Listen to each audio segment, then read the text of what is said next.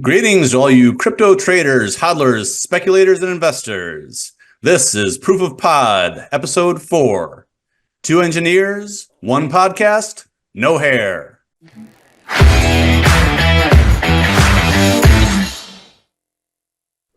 I am David Medley, and I'm joined as always by Clay Rabenda. Clay, how are you doing? I'm great, man. Busy building. I think you would probably classify yourself a hodler. Is that correct? I wouldn't say I'm a hodler. I'm a bit of a trader these days, actually. But okay. Generally, you could say I'm long crypto. Yeah, like perma long, I guess. So, how do you decide which cryptos move back and forth in or trade? Well, I kind of learned the hard way. I think that sometimes the fundamental analysis doesn't really help as far as fundamentals of the engineering, right?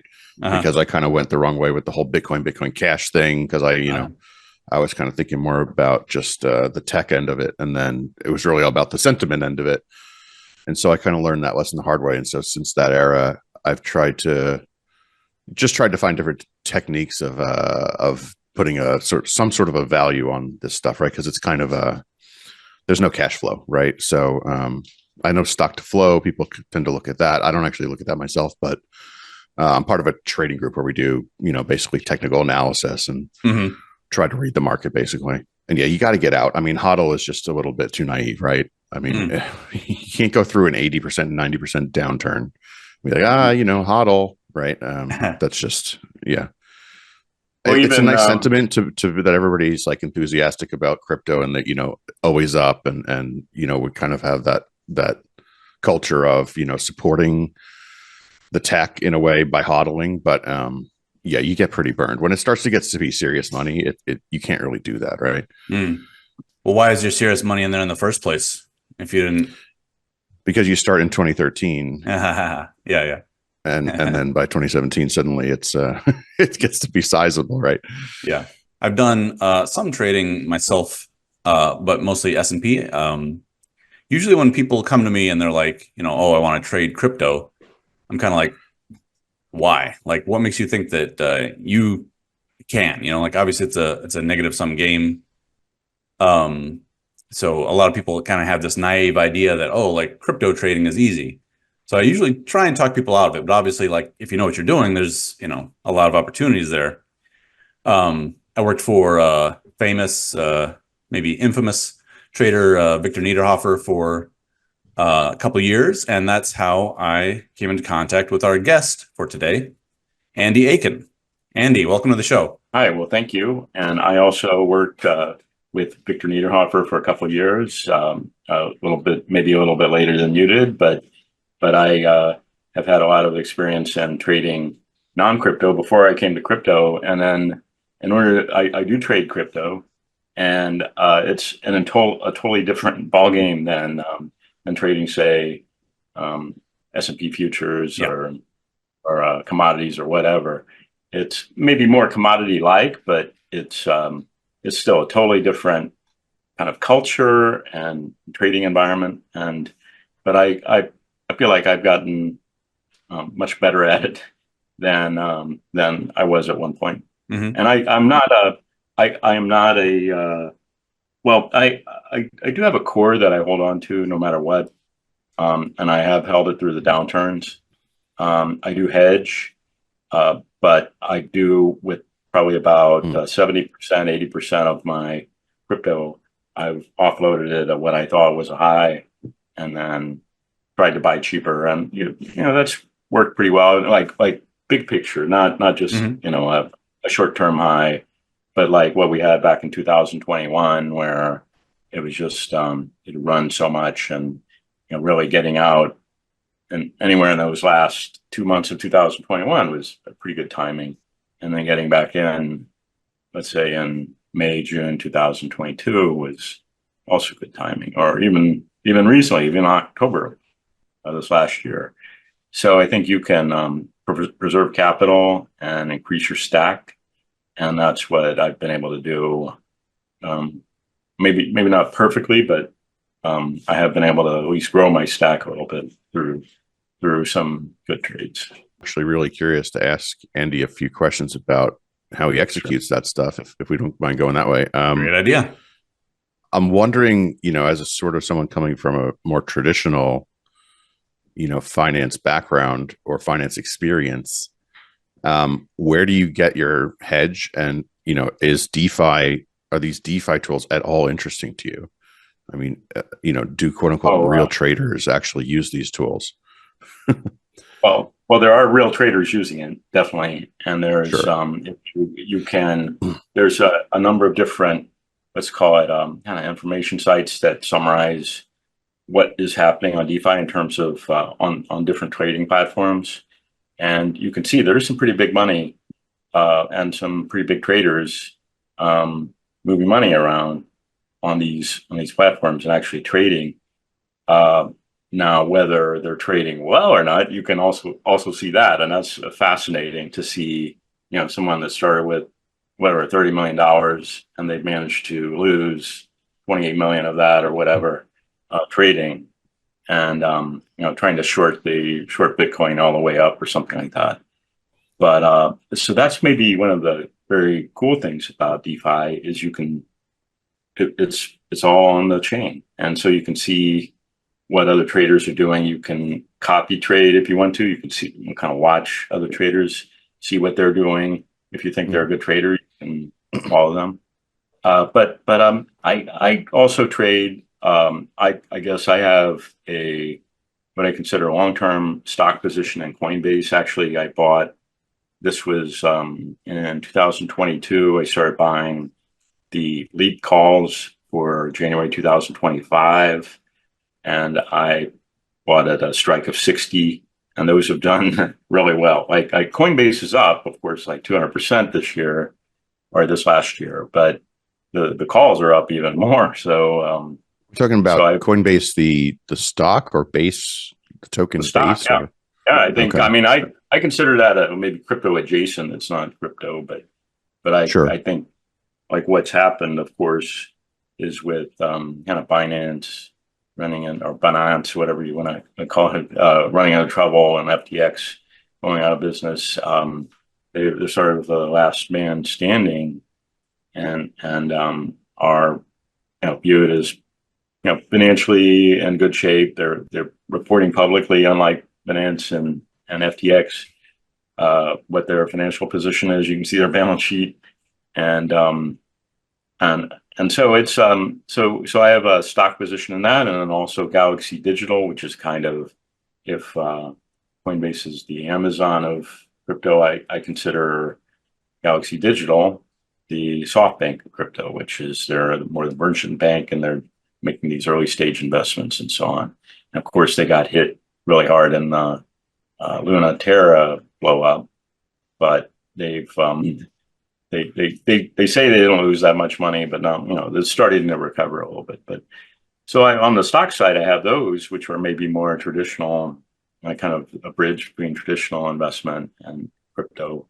But then probably I have to just to admit, and I had said this to a financial advisor, and his jaw dropped. Like something like half my net worth is in crypto, and or maybe a little bit more, and not all of that is like directly in the crypto. Some of it's in stable coins, like in some vault or something like that. But still, like half is in crypto, and that's because of I made certain investments in, let's say, 2013 to 15, and then going on, went up so much that it's like, oh, what do I do now? Like I believe in the space, and I don't want to reduce my exposure too much, but I have shifted some out, but still it's still pretty high allocation.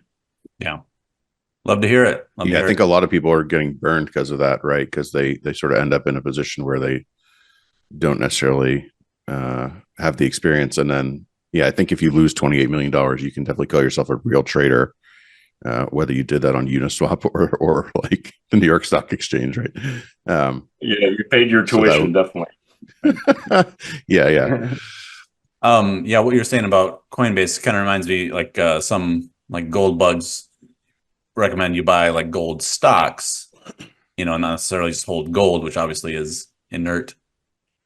My first question, I wanted to know, would you say that like amateur retail traders crypto traders should find a new hobby, or do you think that there's nothing wrong with it, or do you think that they have, if they're, keep their head, they have a decent chance of doing better than just like, buying and holding? Well, one, I think that, I mean, even me, I do trade some on some of the DeFi platforms, and I've also used Bitcoin futures, the CME futures a few times, but I tend to trade the perpetual futures on a DEX, and it's definitely not. It's something like, let's say, 5-10% of my crypto capital is I'm trading, whereas some people, they're trading the majority of their stack, and that's a sure ruin, I think.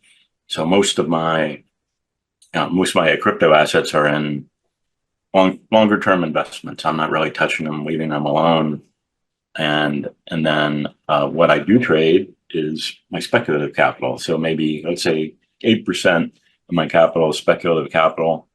And like today was a great example where, everything except Bitcoin was going down, because today was the day supposedly that the SEC was supposed to give their decision on a Bitcoin ETF, possibly a kind of inflection point of, okay, so the good news about the Bitcoin ETF is out, and now let's look forward, like markets do, and the next decision will be an Ethereum ETF or something else like that. And and so you had a little bit of a pop in some of these. So I was leveraged long Ethereum and Optimism, the L2 for Ethereum, and those turned out to be pretty good trades. I got out maybe a little bit early, but I always get out early. So that's just an example of where I see a speculative opportunity and I jump in. I try not to trade every day, try not to overtrade, but there are these types of opportunities that I really like to jump on, and a DEX is a great way to do it. Yeah. You can get pretty, like, Coinbase offers futures now. They call them these nano futures, and I've traded those a few times, but they offer at most 3.3 to 1 leverage, whereas with a DEX you can get 100, 200 to 1. I mean, that's crazy leverage, but it's really whatever you want. So you can get a pretty good position depending on how confident you are in your trade, but you have to obviously manage your risk very tightly if you're using any kind of leverage. Mm-hmm. Let me just let me try to ask the question again. Say your nephew, he just graduated from college and he's got a job as a lawyer, okay? And he's got like 20K, and he says, Uncle Andrew, I want to trade, crypto futures, just like at night when I get home from work, put in a few trades with my, 20K that I've got to, mad money, if you will. Would you say to him that's a really good idea or a bad idea or what? Very bad idea. I mean, I think really unless you're trading full time or you're a full-time investor trader, then there's really very slim chance that you're going to make money consistently at it. It really does take your full focus and attention, and it's not something you can do as a hobby. Trading is not a good hobby. A loud hobby. Now, investing is different. To me, investing is looking forward with, not a time frame of one day, but a time frame of months or years, even, or at least weeks. But so I think my advice would be, well, it might be okay, down the line, with a few $100s to speculate or something like that. But if you've got 20,000, I would just dollar cost average into some names, and and do your research, but pick, two or three. I think Bitcoin is cornerstone of any crypto portfolio, but then what do you do besides Bitcoin? And I think there are some really good ones,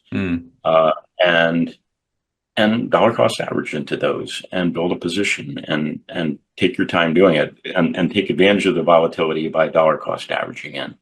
And it might be your time frame needs to shrink. I mean, with stocks, it might be dollar cost average, like put 1/10 a month every month or something like that. I think you got to compress your time frame like to weeks instead of months, something like that with crypto, because the volatility is much higher, and you can take advantage of that volatility if you compress your time frame. But I do not think trading is a good thing for someone to try to do part time. It really does take a lot of attention and a lot of study, and you have to be very familiar with whatever the market you're trading is, I think, to be successful consistently.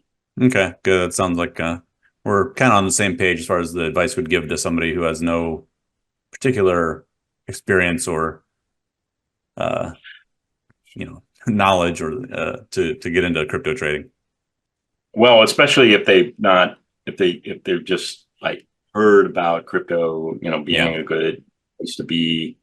And I do think it's a good place to be. It's just the best thing you can do to educate yourself is to invest. I mean, because then money's on the line, right? But actually invest, get involved in the communities, learn, what's doing well, what's not doing well, what's hot, kind of get a variety of opinions, do some reading on your own and really do your research. And then you can, the best money is going to be that you're early on something that really takes off. And an example of that was something that got really pounded down, was so-called GameFi. And now it's rallied, 10, 1,000%, 3,000%, everything from like an immutable merit chain, which is now called Beam, some of these where you just in October, you could have bought Beam for, whatever, $16, and now it's 200 and something. And these are like 13-to-1 investment. But had you been aware of the space, then even having just a little money in some of these things, not putting it all on what you think is a potential 1,000% winner, but putting a little bit like a venture capitalist into a number of different potential winners, those that can really that's basically what I did, how I built up my crypto capital. Right. But it takes some patience and it takes time, and you might lose money when you first put the money in, or lose money on paper, but still, if you've done your research, then that gives you the confidence to hold. So I'm wondering with these DeFi or DEX platforms, as far as things like 100x leverage and the depth of the markets, right? Is that something that you think about or concerns you?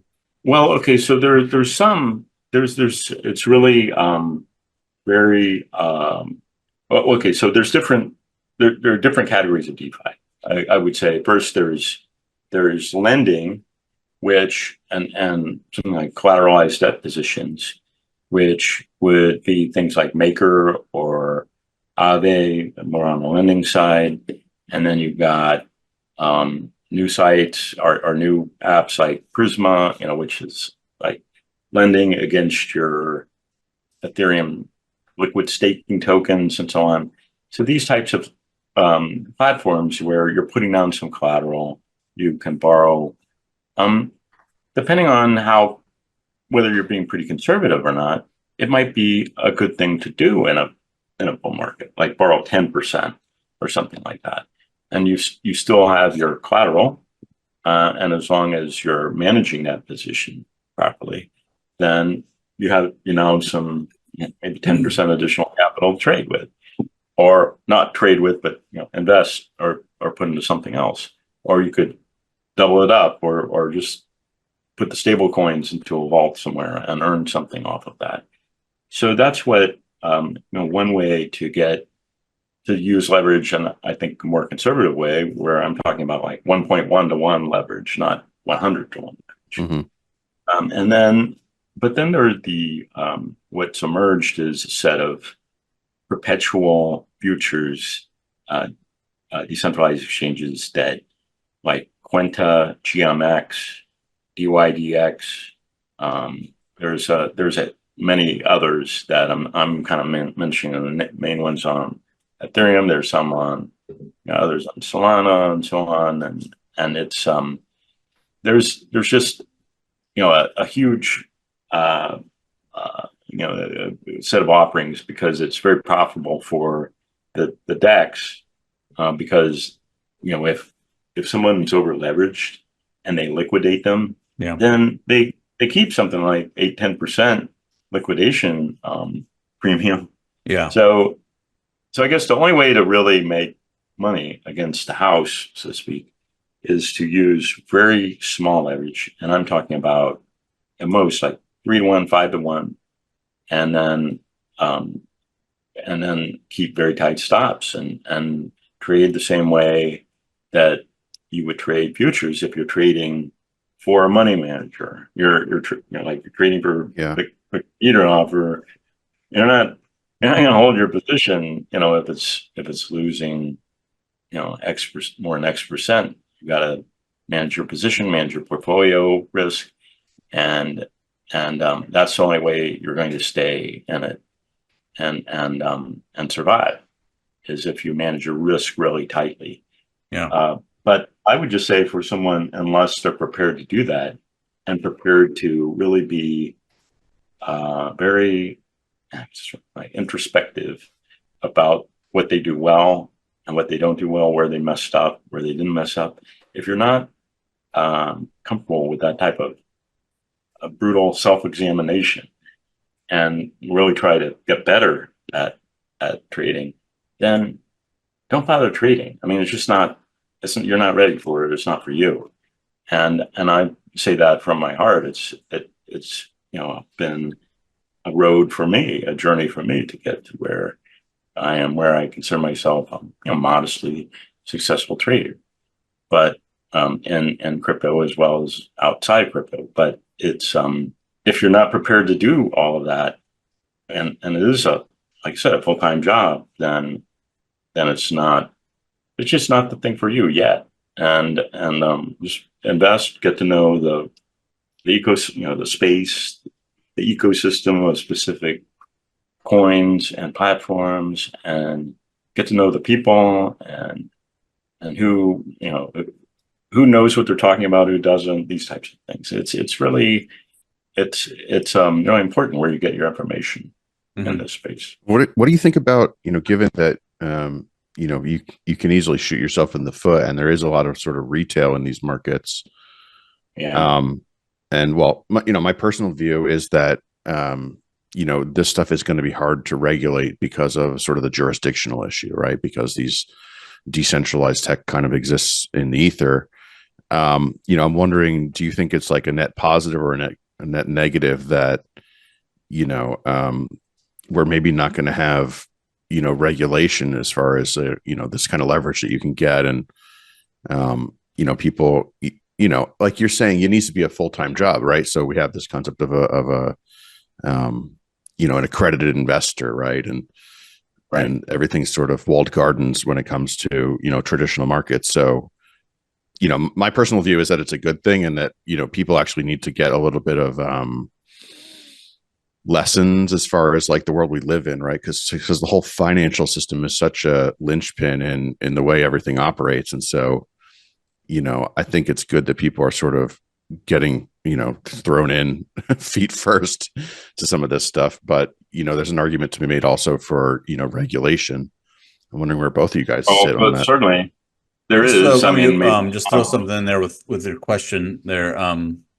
So if I'm not mistaken, in order to get in on some of these early things, before the crypto age, like you had to be usually like around like a millionaire, I believe, to be like an accredited investor who could, get in on these like IPO kind of situations. And now it's just Right. like you could have $100 in your pocket and you can, get in on an ICO, IDO, DEX, MEX, XY, XZ, like you can be trading all kinds of stuff with absolutely no accreditation whatsoever. Well, that's the one of the amazing things about it, really, that I found so attractive is that you could you could be and what it shows is to me is that the whole idea of accredited investor, where you need either certain income or certain amount of capital, it's totally messed up, because what they ought to do is have some sort of test of the sophistication of the investor, no matter how much Mm. money they have. And then maybe they do something like pledge that it can't be any more than X% of their capital. But why would you want to keep people out just based on, because they don't have enough money? Whereas I've known people that have a lot of money that they really misspend it. They don't invest it well. They think they know what they're doing, and they're like, like a proverbial, doctor who gets called up by the broker, selling penny stocks and things like that. I mean, there are people that I know that are just like that, and have lost money on different schemes and whatever. And is that person more sophisticated than somebody that is a developer in the crypto space and really knows the space inside and out? Yeah. No. So why wouldn't you give that young developer a chance to invest in things? That's one of the great things about it, is there hasn't been the regulation. I think where where I think regulation actually does offer value is in not. I mean, I think like the whole thing around like KYC, AML, money laundering, and so on is often used as a cudgel against legitimate projects, Yeah. and it's often used as a way to knock down anything that would challenge the legacy financial system. And I think so. I'm not a fan of regulation to prevent money laundering, because it's often used for totally different purposes than that, to stop drug lords or whatever. But where I think it could offer value is in preventing fraud, Mm. and actually cracking down on fraudulent, uh, either fraudulent projects, outright fraud. They're misusing the funds from Treasury or something like that, or they're telling the DAO that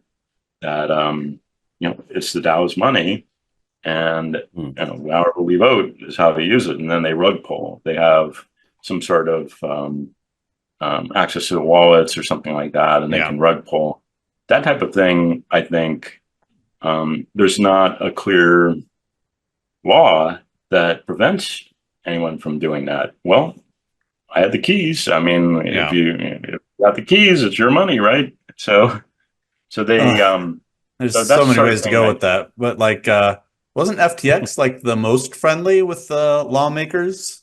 Oh yeah, absolutely, and especially and more in the Democratic Party than the Republican Party. I mean, Yeah. not that Republicans are good or anything on crypto, but uh, but that I think that like not just funneling money into campaigns and things like that. It bought a lot of support, and it bought a lot of maybe ignoring what were some obvious flaws Yeah. with FTX, and not least that they were offering, they were letting U.S. people open an account. Although they were being run out of the Bahamas and so on, which Mm. may be fine.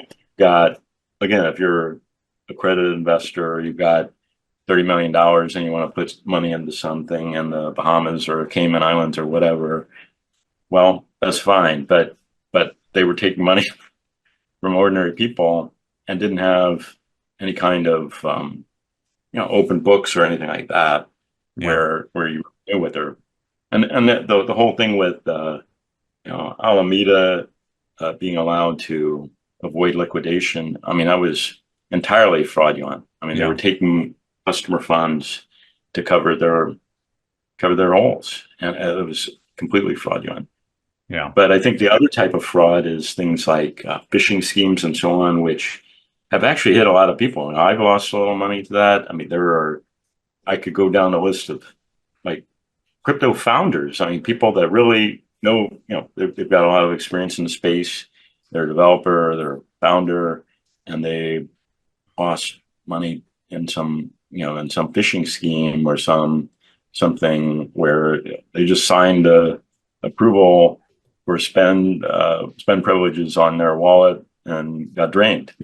Yeah. And that type of thing absolutely must be cracked down on somehow. And that's the only way it's going to that true ordinary retail investors are really going to be comfortable in this space if we can prevent those types of things better. Well, while we're on the subject of regulation, I want to hit the big topic I feel like right now, which is the ETF or ETFs, I guess, because there's like 4 up for approval. So apart from like, daily trading, this month, next month, like, what do you think the long-term effects are, like 1 to 5 years down the road? Is this going to be like when crypto goes mainstream, or is that a lot of smoke, or what do you think? Well, okay, so there was and this was several years ago. I want to say it was like 2017, 18. There was a famous paper published in Journal of Finance. So this is completely legitimate scholarly finance journal what the authors found is that a 2% allocation to Bitcoin, with the rest dedicated to stocks and bonds and other traditional investments, that it produces much higher returns and at lower risk, at lower standard deviation on the returns over fairly long periods of time. And no, that's 2%. But right now, what is the median investor at Charles Schwab or Fidelity or whatever have? 0. So I think there's and this isn't a futures ETF, which is one thing. It's what they're approving is a spot ETF where like BlackRock has to actually hold the Bitcoin, and it's at least bigger investors or institutions or whatever could redeem it for the Bitcoin and have it sent to a wallet. And so they actually have to hold it. It's not just hypothecated, imaginary Bitcoin on paper. It's real Bitcoin. And so that is where, so I think there's having to hold that inventory and not doing anything with it, simply holding it in trust. I think it's definitely bullish, and that's why these spot ETFs have been viewed as a bullish development. But I think I mentioned that the Journal of Finance article because I think that with the accessibility with a spot ETF, I think there's down the line, I mean, the rules of finance are going to be rewritten a little bit, and I think that there will be more offerings than just a Bitcoin spot ETF. There will be more of a portfolio approach, maybe even. But I think that 10 years from now, it won't be unusual for people to hold some kind of ETF or other mutual fund that has an allocation to crypto. And I think that'll be viewed as a piece of the overall investment puzzle. That's just what ordinary people do. Now, whether they're comfortable with it or not, there's a lot of work, a lot that has to be done between now and then to get there. And how do you categorize it? Is it like tech stocks? Is it something else? Does it really perform? I mean, we haven't had a real crash or real downturn. I guess 2022 was a pretty serious downturn that coincided with a crypto downturn, crypto bear, because of some external events like Celsius and Lunaterra and all these things blowing up that just happened at the same time as secular downturn in stocks. Money supply But contraction as well, like, right? Or at least a brief cessation of the money supply expansion. oh, right, yeah, absolutely. So but I think that we had a rising interest rate environment. So the question is, that I don't think is fully. I mean, there are people that say, well, crypto has low correlation. Does it have a high correlation or not with other assets? That's a question, and I don't think that's. It's not been around long enough to really fully answer the question. And we've had these like times when bear markets coincide. Maybe they coincide for a reason, maybe not. But that's a question. Over the next, let's say, 8 to 10 years, will there be enough divergence between them that it might be very attractive for retail investors to have some kind of allocation to crypto in a portfolio, and that would mean that it's inventory that has to be held by whatever institution's managing that. So that could be very bullish. I think the what really the issue is the degree to which we're seeing traditional finance and crypto finance converge, and how does that change crypto? How does that change traditional finance? I actually think that it changes traditional finance more than it changes crypto. Maybe returns sort of become less standard deviation and so on, but I actually think that the generation of investors that are more crypto native, so I mean younger millennials, Gen Z, that I would call them kind of the crypto native generation, whereas I grew up in getting involved with investing starting in my 20s with stocks and futures and options and so on. And crypto didn't come along until I was a little bit older. But there's an entire generation that's grown up with crypto maybe being a more accessible investment for them from the time, that they're a teenager or whatever. If you're a teenager, try to open a stock account. You need your parents to create like a gift account or something like that, and you're not even supposed to manage it and so on. Whereas crypto, who's stopping you from doing whatever you want with it? If you're 15 or 50. So it's so I think there's an entire generation where it's perceived as being a more maybe fair, more open, more accessible system, more accessible. And so I think as they come of age and start to have some real money, then our financial institutions will have to change to accommodate them and to attract them. So I think we're already starting to see the start of that. But I mean, Fidelity has a pretty big investment in crypto. But then something like Schwab, they kind of turned their back on it so far. But I think that will change. Sorry, there's a lot of ways. This is a really interesting conversation, and thank you so much, Andy. But there's one direction I have to take this real quick. As far as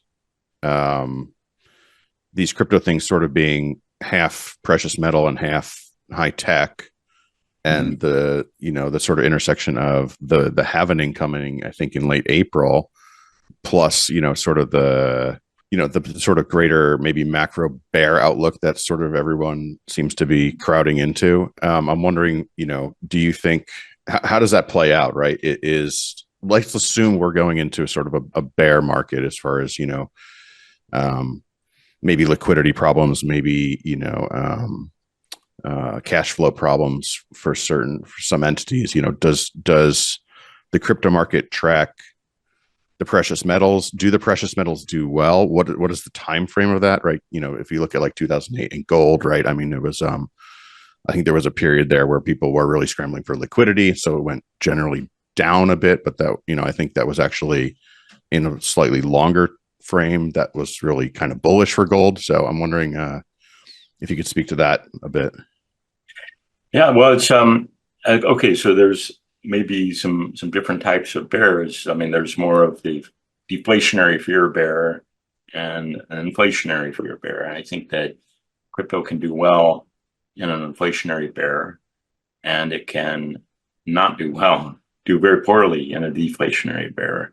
And so deflation is actually, in my view, it's we've been in kind of this last few months. We've been in this more uncertain environment because the Fed has been raising, and now they're signaling that they want to start cutting this next year.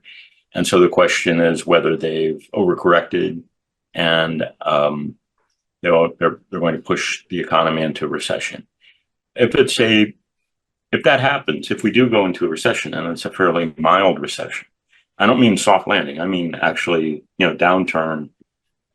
But it's fairly mild, and it's not like the kind of COVID type recession where it's this event that sweeps everything and closes, shutters businesses around the country, that sort of thing. If we don't have that type of thing, but it's just an ordinary downturn that's maybe even limited to certain sectors, then crypto can do quite well in that environment, because the one thing that was not an issue even in 2009 when Bitcoin emerged, and of course Satoshi in his white paper calling out the bailouts of the banks and so on as being the very sort of thing that a currency should not allow, and that should not be permitted. But nonetheless, this is the nature of our fiat system, is that this is exactly what's done. Well, now it's not a handful of banks that are in trouble. It's the governments, the developed countries themselves have these huge debt positions where the Fed has to cut, because if they hold interest rates at this level, short-term rates at this level, just within a span of 5 to 8 years, interest payments on the debt would be the single largest payment of, single largest outlay of anything by the federal government, bigger than military, bigger than Social Security, Medicare, so on. And so it's already bigger than the military, right? I think. Don't quote me. I think you're right. It actually is, but it would be by far. I also saw that headline recently, so I think it is. Right. But I guess what I'm getting at is that this is another feature of crypto that where it's different. It's not a system based on debt, and so it can be an attractive alternative. Precious metals, the challenge is, of course, that they are, and this may be the problem with crypto too, in a future downturn, is that the funds that are the people and the funds that tend to hold Bitcoin, they tend to also hold positions in other alternatives. And so when you have a downturn, what like Bill Ackman and a handful of other hedge fund managers, they created this approach to asset allocation that's based on managing volatility, constant volatility allocation. And so when you have a downturn, what they want to do is lighten up the most on the most volatile assets. And that tends to be crypto or precious metals futures or whatever.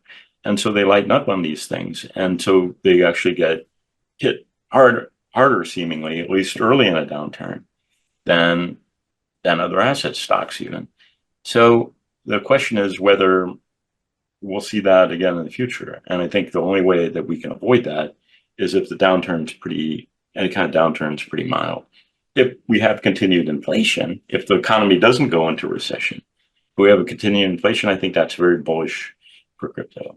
But because I think, the inflation is it's just been tamped down a little bit over the last several months, it's not gone, and it's ready to emerge again.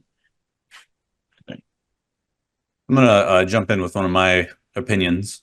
I did a couple quick charts here on the fly. I hear often like Bitcoin is not an inflation hedge because like when inflation is going really high, Bitcoin goes down or whatever. And that's kind of true, but I believe that Bitcoin is kind of a hedge against money supply inflation, right? The free market Austrian economics definition of inflation. So here is a couple of charts along those lines. Here, this one's right from the Fed. This is Bitcoin divided by the money supply, right? And we've got it going from about 0.25. I mean, like, this is all relative, right? To maybe like 3 is like the maximum, and this is a 5-year chart. So it's about a 6x swing. No, I'm sorry, 12x swing at the most. And then we have here the price of Bitcoin also on a 5-year chart, but just against the dollar. So we got 3,600 versus 64,000, right? So that's like almost a 20x swing. They always say don't do math on on a stream, but you can see that those things are not the same.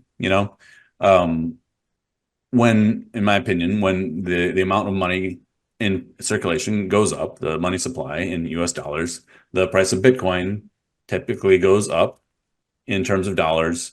And so we can see, therefore, that it is a hedge against the inflation of the money supply, even though, consumer inflation is often met by activity by the Fed, which can drive Bitcoin price down. That's a secondary effect.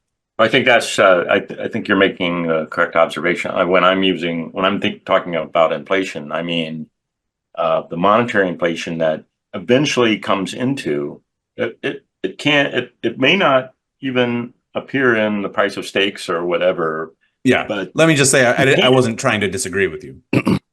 Oh yeah, I didn't think you were. But it can become consumer inflation. But what we've seen, I think, especially this last year, is that it's more likely to produce asset inflation because where when you have easy lending terms, well, who's borrowing on a large scale? It's institutions. It's banks and other financial institutions that then put that capital to work, or put that as capital. And it was like famously a huge failure getting money to businesses during COVID, right? Small businesses, exactly. Right? It was a massive success as far as getting money to like the very big businesses who then bought the stocks back up. Yeah, that's a challenge, is that of any kind of like state action, is they're always going to. I mean, they interact most easily with the largest institutions. I mean, they don't know how to interact with the small institutions. It's not that they're against small institutions. It's that they're not equipped, and they don't know how to do that. And so well, I've got a friend over at Goldman Sachs, and we've all got friends at Goldman Sachs. Let's just call up, whatever, and he'll take care of it for us, and he'll manage this. And so it's much easier. It's like the classic. Well, I mean, it really is. It's right out of corporatist, fascist economics. Is big government, big business, big labor. I mean, that these three things, they reinforce one another, they protect one another, and that might have described the U.S. economy better in the 1970s than today. But still, it's still part of our system. Maybe not the big labor so much, but definitely the big government and big business, and they often find their interests coinciding rather than divergent. Yeah. Is that a meme from the 70s? I haven't heard that before. That's pretty interesting. Big labor. Is this like a union thing? Yeah, that's what I mean. Yeah, yeah, exactly. Where, well, I mean, maybe less in the United States. I mean, to some by then already the unions were big trade unions were running into problems. I mean, maybe it was more like 1950s in the United States, but in Britain there was, of course, a winter of our discontent and so Mm. on, where they had general strikes by labor, and that that type of thing is what brought Margaret Thatcher in and let her be be elected. Or I mean, what you just most recently saw in Argentina with Javier Milei getting elected, where they had very much that type of model: big labor, big government, big business, and the Peronist economic or government model was very much that. And and so it finally got desperate enough there for them to elect someone who calls himself an anarcho-capitalist. Yeah. Since you brought him up, Whether do you know much about him? Is it? I followed it. I mean, I can't say I follow every story, but Mhm. I've been following it pretty closely, and I think that it's I mean, if he can accomplish 1/10 of what he said he's going to Sure. do, it would be, and it could really be. I mean, he has said, for example, that he wants to dollarize the economy, but he also wants to allow people to use any currency to transact, including cryptocurrency, Hmm. and and that he wants to allow people to make contracts in whatever they want, whether it's gold or Bitcoin or whatever, and that would be wonderful. I see that as exactly the way it ought to be. Yeah. Oh, But it works in Panama, isn't it? oh, I oh, think that's really? pretty much. I don't know Panama that. has no legal tender, and you can contract in pretty much anything. Hmm, interesting. Well, it used to be that way in the United States, and then they got rid of the FDR got rid of the gold clauses and so on Mm. that were in different contracts, and but it was that way in the United States. And banks, prior to the Federal Reserve Act, banks issued their own money and so on, and you might get your money from this bank rather than that bank because they had better money management or better backing or whatever. And of course, people lost money, but there was a time in the United States where it was that way. Yeah. My ability to get insight into the whole Argentina situation is limited, but seems like it might be exciting. I get some texts like, "Oh, should we move to Argentina?" Like I'm like, I don't know. Like I don't know if they're really there. Well, really, what the case has been is that with some brief interludes that were an opposition candidate or an opposition leader, they pretty much since the 1940s been led by Peronists, and so these are the well Juan Perón and then Evita Perón. I mean, they were these had kind of a cult of personality. Mm. What it's become is a system of like spoils, managing spoils and patronage and so on, and the whole economy is basically run that way, where key positions at not just big government positions, but positions at companies and so on would be determined by whoever's in charge, or different um, governors of different provinces and so on.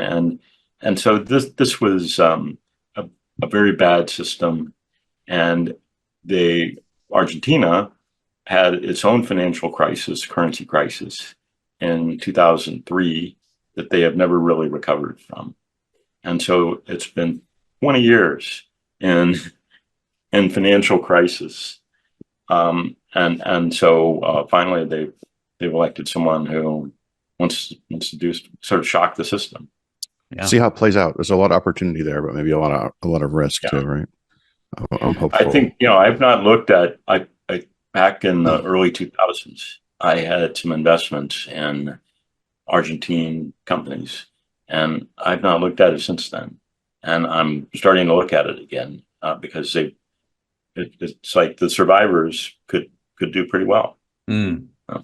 And of Well. course, they've become a very big user of crypto as well, Mm. because they couldn't count on the banks. The banks, like for example, the one of a few years back, they banned people from owning dollars, and then they changed their mind on that. Well, people hold dollars in a bank, but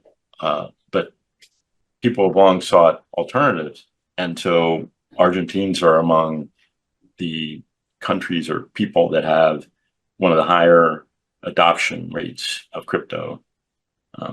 So I think that's part of what's driving Malay to say, I want to make Bitcoin legal tender in Argentina. Nice. All right. Well, that's about all the time we have. Let's have some closing thoughts. Andy, why don't you go first?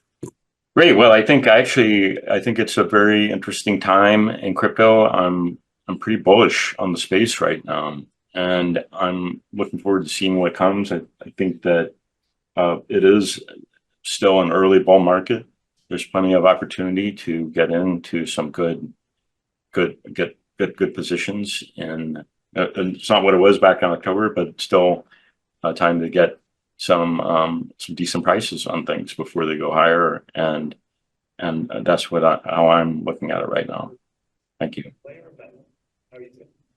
Yeah, thanks, Andy. And I guess just to put some closing thoughts on this from my perspective as well. It's always interesting to sort of hear about sort of the problems and the values, from someone that's coming from a different direction, and especially as a builder, right? And my company, Lithium, or my blockchain, I should say, we're really focused on trying to build out some of that stuff. And we're also sort of very bullish, obviously, maybe on a longer time frame, right? Because we're really trying to build some value into it as far as like what you might call user experience, if that's the right word for it in a crypto context.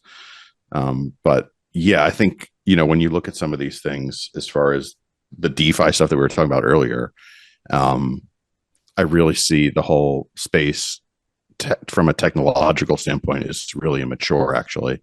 And so I think there's a ton of opportunity there for real growth and real value building. So also super bullish, and also kind of bullish for the medium term here too, when I put my trader hat on, right? You got to wear different hats. I'm both long term and I've learned. Both very long term like you, for some of the same reasons, even though I'm not building a company or a project, but also in a medium term. Cool. Well, I'm gonna go back to what I harped on just a little bit, which is I would say that for the majority of people, like you can put your money in Bitcoin and some other things that you look into, and there's not. If you have no reason to think that you're going to be a good trader, just don't. Just be an investor. But there's so much more to do with cryptocurrency, blockchain, all those things than just put your money into it, right? You can invest in knowledge, right? You can learn these things, and you never know when somebody's going to turn to you and say like, "Oh, hey, Sam, like a lot about cryptocurrency, what can we do with that in our business or whatever, So, that is all. Thanks again to my co-host, Clay Rabenda. Thank you for our guest, Andy Aiken. And this has been Proof of Pod. 2 engineers, 1 podcast, blockchain simplified. Thanks a lot. See you next week.